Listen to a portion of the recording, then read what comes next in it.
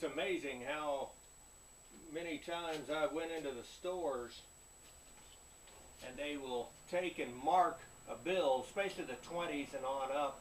They mark them to see if they're real. You can't even tell by looking whether a bill is real or not, and that's with all their fancy stuff that they've done on it. They still can't tell whether it's real or not.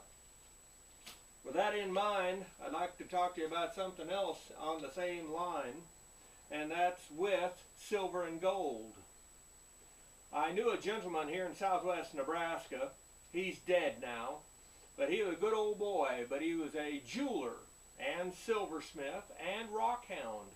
He had about every tool you could think of to polish rocks and make jewelry.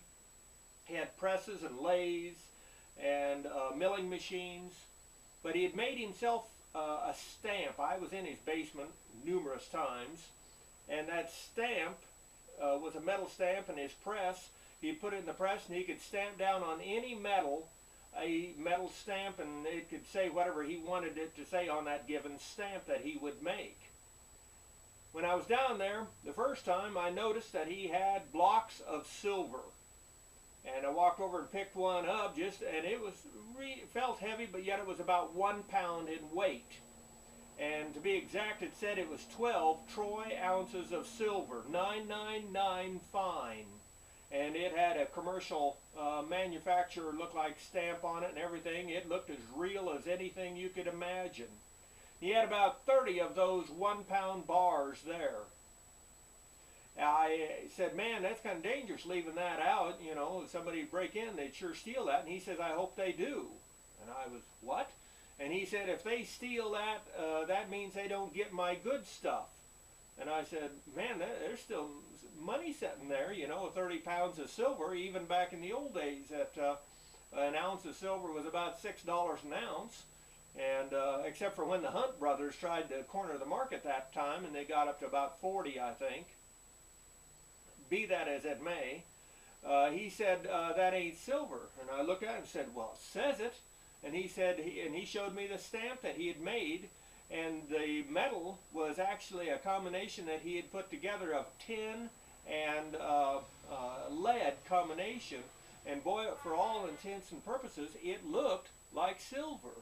And so I thought, holy cow, you know, that's something. And I was impressed with it. And so I said to him, I said, you know, that's a pretty good trick. I hope you don't get caught. And he said, I'll never sell it. But he said, I have it there just in case somebody robs the place. All they're going to get is, you know, bogus silver. And but if he's doing it, and for his own protection, rest assured there's probably some bad people out there that can make counterfeit silver and even gold. And so I would sure think even twice about ever getting it, not counting if the day after the dollar dies, and you try to, you know, trade it off on some products, food, supplies, whatever you might need, they're going to be scratching their head saying, I wonder if it's fool's gold or fake silver. And it'd be awfully hard to prove it one way or t'other for the average man on the street.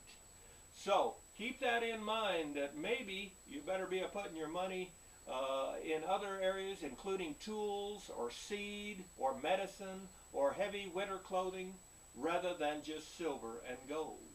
Rate this film. This is McCook's Mr. Bill.